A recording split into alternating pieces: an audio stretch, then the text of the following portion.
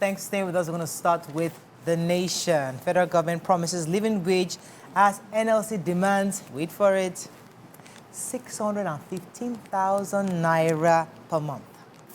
17 northbound passengers burnt to death in Enugu bus crash.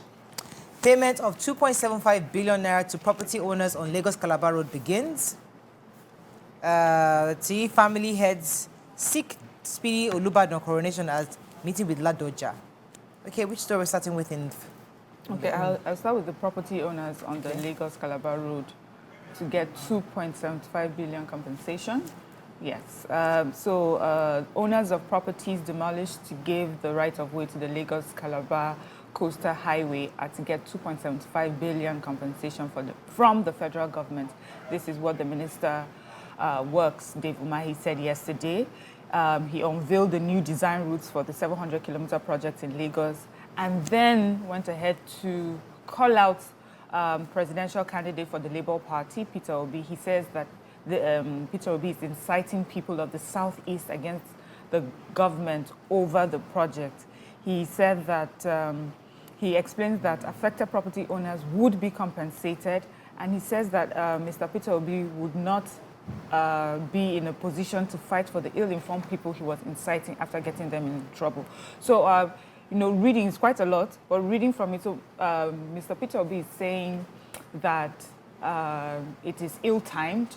It's going to affect a lot of businesses. There's a lot of investment that went into the landmark property and beach.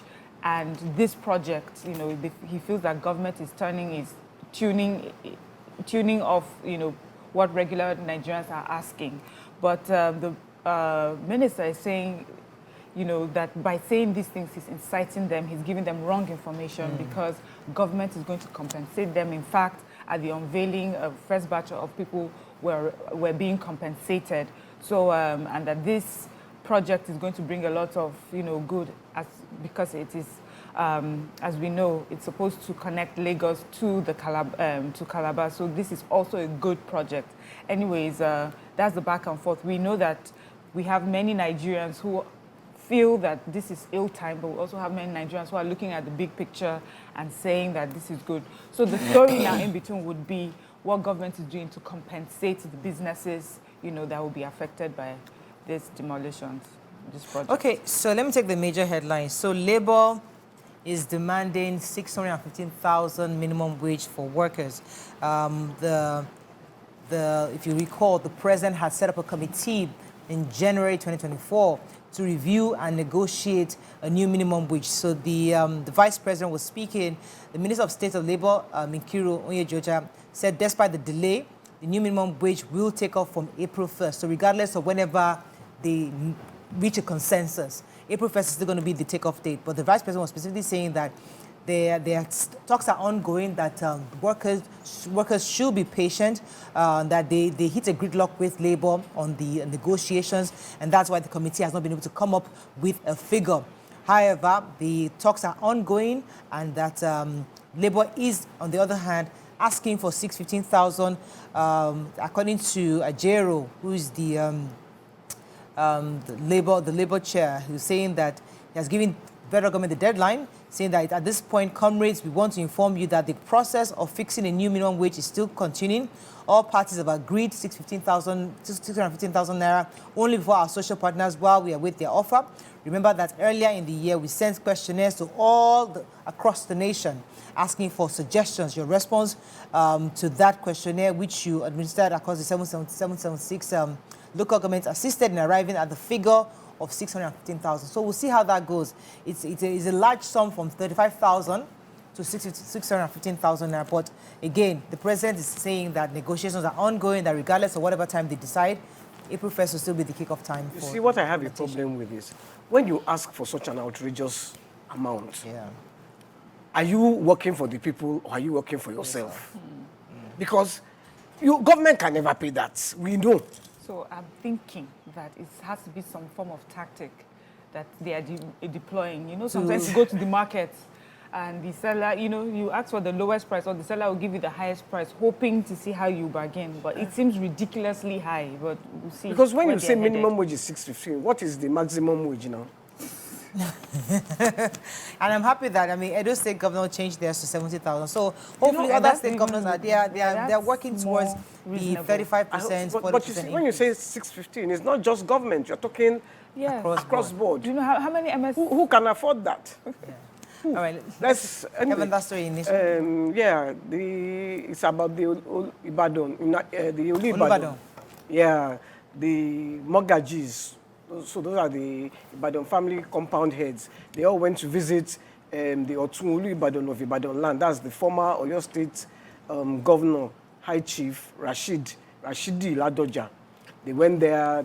They greeted him and said thank you for all the help, because there's no time we come to you, you don't greet us, you don't hail us, and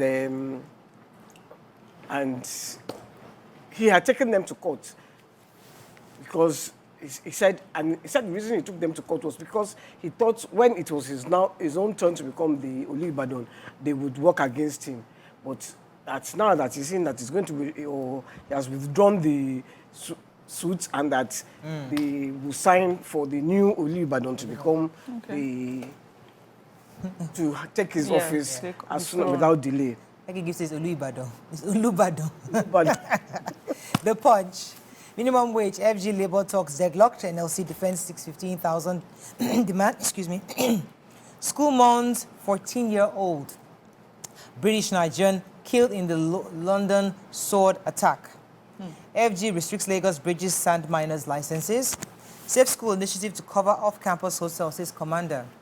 Agric imports gulp 12 trillion naira despite 9-year anchor borrower scheme. Lagos uncovers under-bridge apartments where tenants pay 250,000 naira rent. FG gives fresh conditions for gas license. Government expenditure rose by 33% in February. And fuel scarcity, FG plans a 15-day emergency fuel supply. Okay, which story? Let's take one. Yeah, who took the sword story? I get it. I took the sword story. Okay. Bancroft School, which is the school where Daniel Anjorin attended, the Nigerian young 14-year-old. Very sad story, who was just on his way to school when this mad person, I think he first drove his truck into the wall, or the wall of somewhere, stabbed somebody, you know, and then poor Daniel got attacked as well, and he died from his wounds. Some were caught, you know, very, very... random thing that just... I think they have arrested him on suspicion of murder, 36-year-old man. I think it was very, very sad, very, very sad. Yes, Nigerians are mourning.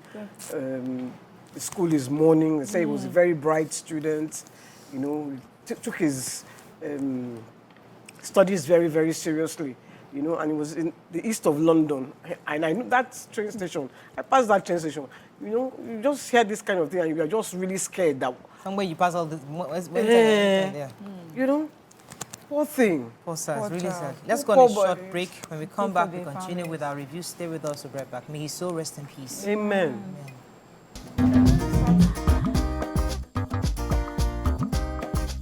Stay tuned. Your View will be right back.